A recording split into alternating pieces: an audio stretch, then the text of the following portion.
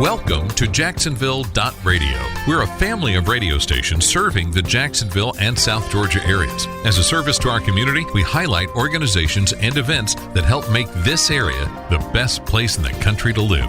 Thank you for listening to our North Florida neighborhood. Hi, and welcome to North Florida Neighborhood. I'm Colby, and this is a show where we can just sit, chat with our neighbors, hear what really cool stuff they're doing with us and for us in the community. And today I have the privilege of chatting with Kim Sirdevan, the CEO for Youth Crisis Center. Kim, thank you so much. Thank you for having me. It's a pleasure. Now, Kim, kind of unpack what the Youth Crisis Center is for me. So we are a youth-serving, family-serving organization. We've been around for 46 years now, and really just providing a variety of services that really works to try to strengthen our community, strengthen our family units, working with young adults. And so we offer 6 different programs to be able to accomplish that mission. Now, are you just Jacksonville-based? We are not. We serve 5 counties in Northeast Florida. So this includes Baker, Clay, Duval, Nassau, and Stone County area. And now why would someone in the youth age group come to you? What do they need services for? So we serve children as young as 3 and up, as far as with youth, up to 18. For areas that may be with family conflict, maybe having some concerns with anxiety. We've seen an uptick with number of youth experiencing depression, suicidal thoughts. We've got running away, youth that might be impacted by domestic violence, human trafficking. So just really a variety, school-related concerns, peer-related concerns or bullying. So we're really here just to offer a variety of services, therapeutic services or guidance, life skills to really assist our youth with just becoming a self-sufficient individual in society. Well, and this is free for kids as young as 3 just to come up and say, hey, I need help? The majority of our services are free. We have one program, which is our outpatient behavioral health, that we do accept insurance. So we're a Medicaid provider. We accept some third-party insurances. We also have sliding scale. And outside of that, all of the other programs are at no cost to children and families. Okay, and you said total you have 6 programs. What do they kind of consist of? So we have our longest standing program is called Residential Crisis Care, and this is on our south side of Jacksonville campus that offers opportunities for short-term respite care for children who are experiencing ungovernable behaviors or unmanageable behaviors, family conflict, school-related concerns, homelessness, running away. And so they come to our campus and receive residential services. So they spend the night with us. We have on-site education that's provided by Duval County Public Schools. So they would go to school on our campus during the day, during the school year. Life skills, counseling, recreational activities. And it really is trying to resolve the immediate crisis and then to make referrals for ongoing services as necessary.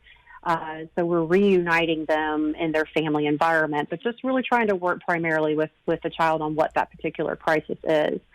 Then we offer community-based counseling services for children for the same purposes, whether, it's anger, depression, anxiety, homelessness, school-related concerns is a big referral source. And so we provide those services when school is in session. We would come to the schools and provide counseling and case management. Or we can provide that on our campus on Southside. That is the program that we actually go out into the community in those 5 counties and provide those services. So it's not just on our campus in Jacksonville. And then we offer a transitional living program for homeless young adults called Touchtones Village. We have 2 campuses, a Clay County campus and a Duval County campus, where we're trying to really work with those young folks that have either been put out of their home, lost their home, maybe aged out of foster care, not ready to live independently, and we're trying to help them develop those skill sets necessary in order for them to be self-sufficient. So helping them finish school, if that's a goal of theirs, to get them employed and teaching them life skills. And then we offer a program called Stop Now and Plan, or known as SNAP. And this is a family group model where we're working with parents and children separately in groups to really help the young folks understand how to regulate their emotions. Sometimes these young folks, 6 to 11 years of age, they get angry very easily, and sometimes that turns into aggressive behaviors. And so we're just really trying to provide the tool sets necessary for them to be able to manage those behaviors so it doesn't end up in becoming more of a problem as they get older. So you guys really cover all bases. We do. We really are trying to ensure that we offer a continuum of care on our campus, out in the community. We actually now treat parents, caregivers, grandparents. So if they're having some concerns of their own, they can be our client as well. And so it's, whether it's stress or anxiety or it's depression or, something work-related, and they want someone to talk with, their child doesn't have to be a client for us to be able to help them. And Kim, how receptive are these kids, especially in school settings? Say the school notices a certain child is just out of control, misbehaving. When y'all come in and your counselors come and sit with them, are they receptive and even respectful, or do they just not want to have anything to do with y'all? The majority of the young folks are receptive. They might be a little apprehensive as to our position and what we're there for. But really, it's all about building that relationship as soon as possible with that young child. And so, just really explaining we're here to help.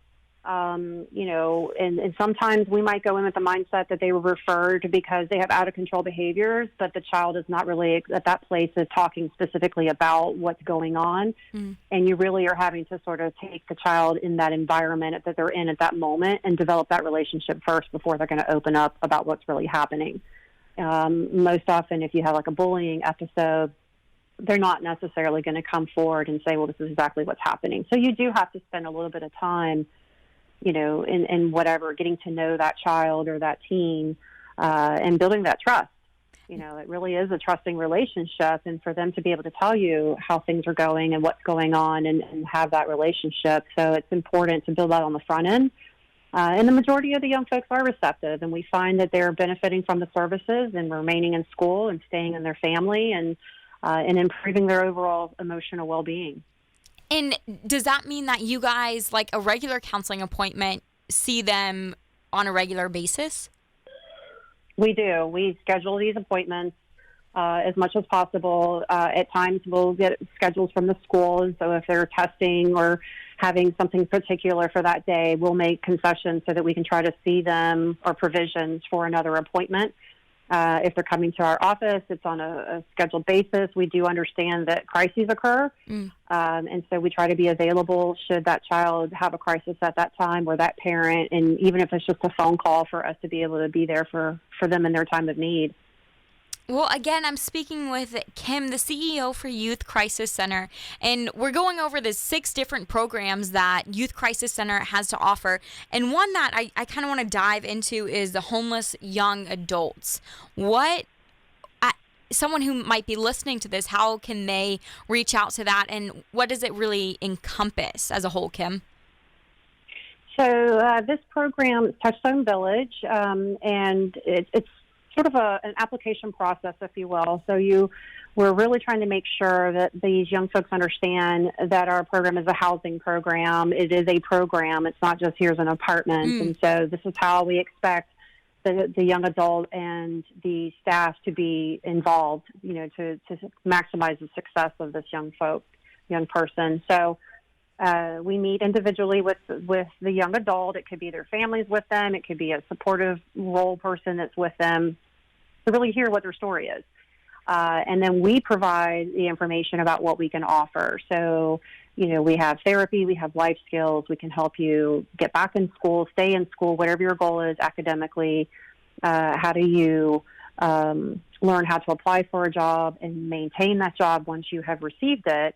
And then we have the housing component. We want to make sure that they understand what does it take for a person to be successful in being in their own environment, being in their own home. And many of these young folks have never experienced that, so we have to teach them. And so it's really trying to just understand, is this a fit? Is this really what you're looking for? And if not, that's okay, and we're going to help you and find a referral for you, if it's a matter of an individual apartment or a friend or whatever that is. But the bottom line is we don't want you to be on the streets, and we want you to be safe, and we want to develop these trusting relationships with you and feel connected in our community. And those are things that we can offer.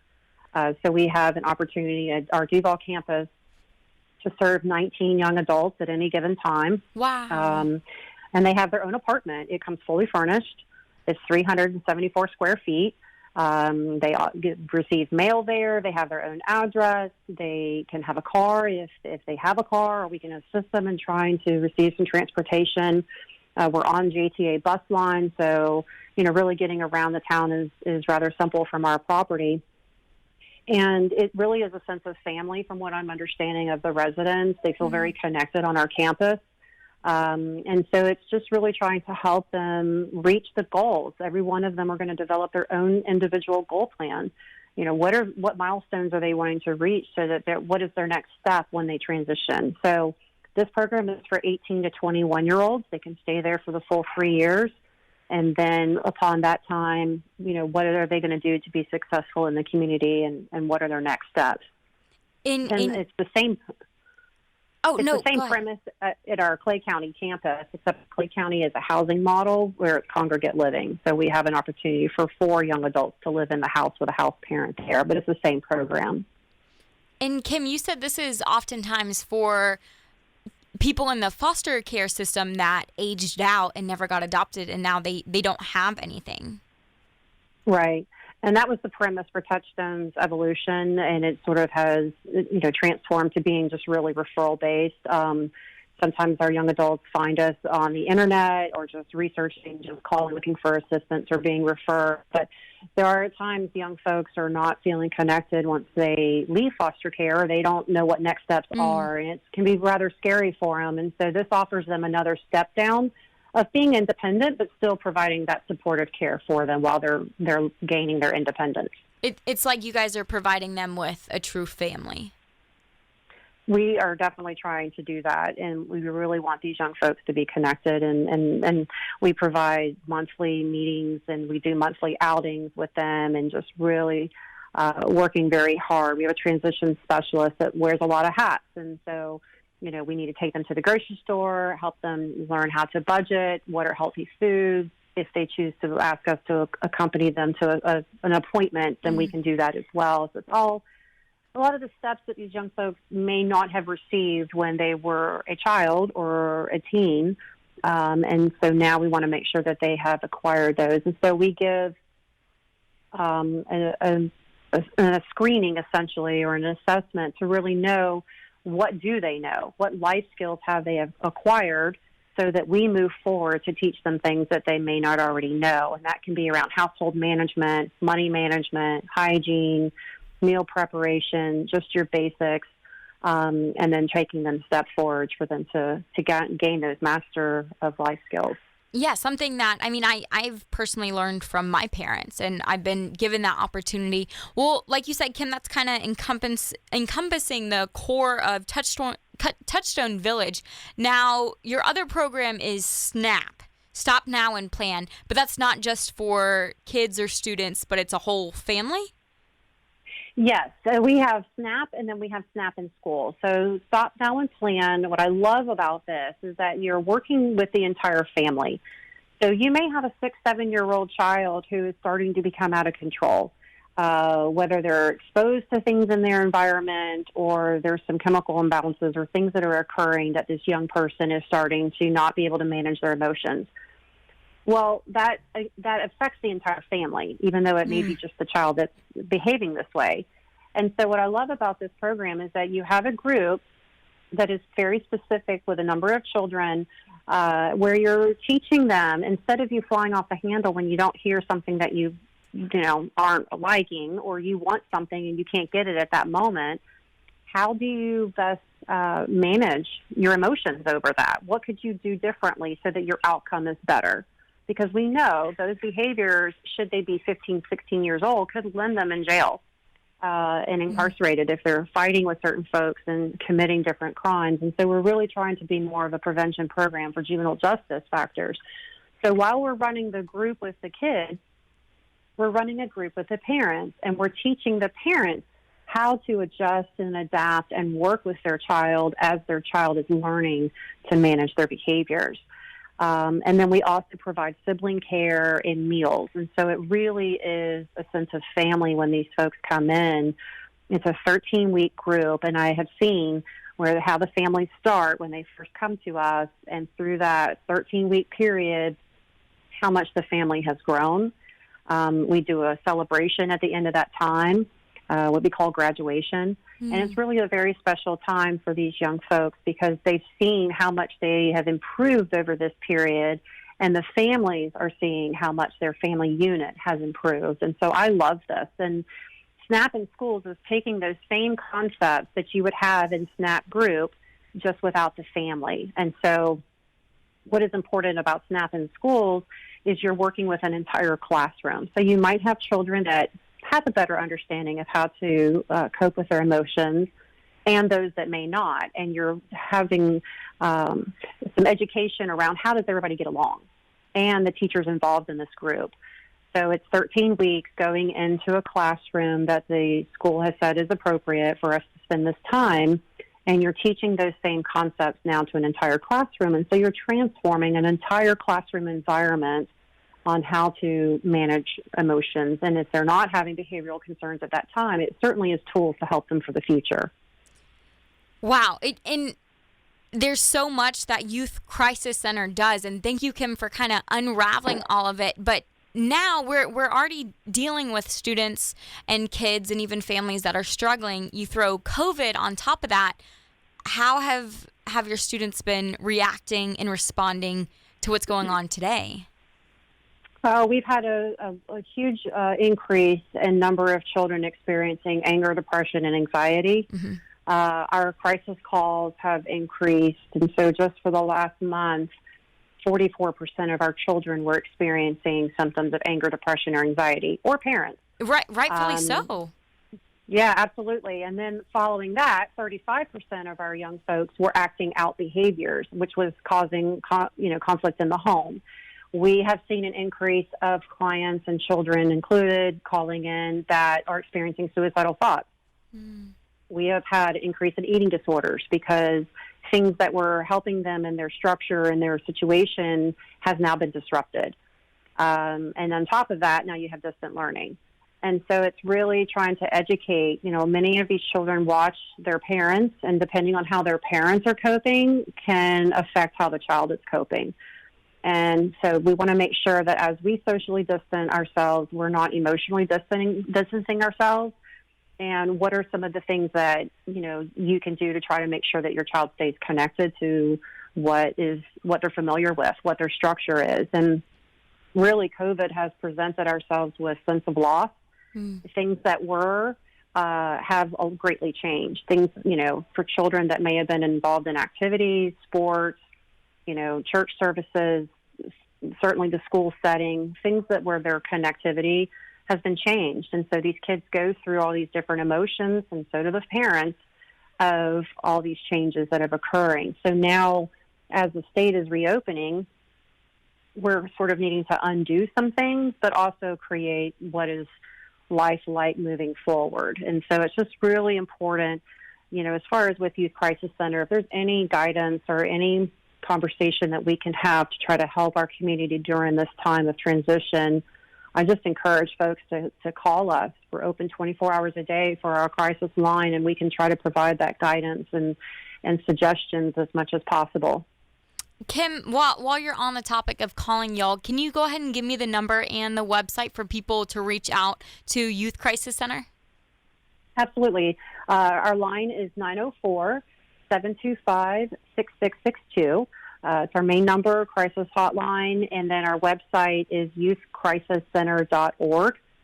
On our website, you will see information about each of our programs, and there's also information in there on how you can best connect to us. And so folks can complete some information online, and that information is sent over to our organization, and then someone will get back with them if they want to connect through our website. That way, again, they can certainly reach out to us. Our doors are open on our campus. They can certainly walk up and seek some services there as well. Kim, now what's some things that we as a community and the students and the families can look forward to once COVID is over and we don't have to be as strict with social distancing? I think folks are going to be looking for how do they reconnect with folks that they were connected to, and what does that look like in terms of face-to-face. And so, just looking forward to being able to go back into some things that were positive situations for these children. I know my own children are looking forward to summer activities and sports and seeing friends. And so I just suggest that folks, we watch a lot of negative things, unfortunately, at times. And so I think it's as much as possible to be able to shed light on the future and to start painting that, things that the children had. Some of those can return. And I know my own children will say, I wish COVID wasn't here because I could be doing these things. And so I'm like, well, that's very true, but that will come. And it does provide an opportunity for them to look forward to those things. And, again, as much as positive opportunities for us to share for our kids to be connected, our families to get to, be connected. I think we're trying to figure out now as the community opens back up, what activities will we have our children in while we're returning to work. And so working through those plans can bring a lot of anxiety on. And as you're going through that, it's okay to reach out and ask how, what would be a plan that you can suggest? How can I work through this with my family? And certainly for those families that may be fearful of returning to what was normal or fearful of taking that next step to re-engage with activities, certainly talking through those emotions will help as well. Well, and Kim, you casually mentioned your kids as a mom and obviously as a CEO for Youth Crisis Center. What's some advice you can give parents since the kids are watching so closely how they're coping? I think it's best to limit it. We see numbers on a screen, and when you see numbers of illness, numbers of death, they don't understand the impact of that statistically. So when you're looking at a true picture, statistically, they don't understand. Is it 10% of the population? And then yesterday I was reading that folks are now wanting to really have a better understanding of what recovery looks like, and they're trying to better define what does recovery mean. So I would really suggest limiting the amount of exposure that children have and trying to divert attention elsewhere. If you're needing to be caught up on the news and how things are going in the community and what are next steps, I think that's an appropriate thing for a parent to do. But we have to also be mindful that our children are watching. Yeah. So I just would suggest they limit that. Well, Kim, thank you so much. And again, give us the website and the phone number, how we can stay connected while this is all going on, but even after COVID. Absolutely. So our phone number is 904-725-6662. And that number is available 24 hours a day. Our residential crisis care program is open 24 hours a day to begin serving our community for those young folks in need. So reach out to us in that capacity. Our website is youthcrisiscenter.org, and we'd love to hear from our community. Okay, Kim, thank you so much for being such a great neighbor. Thank you so much, and thank you for having me on today's show.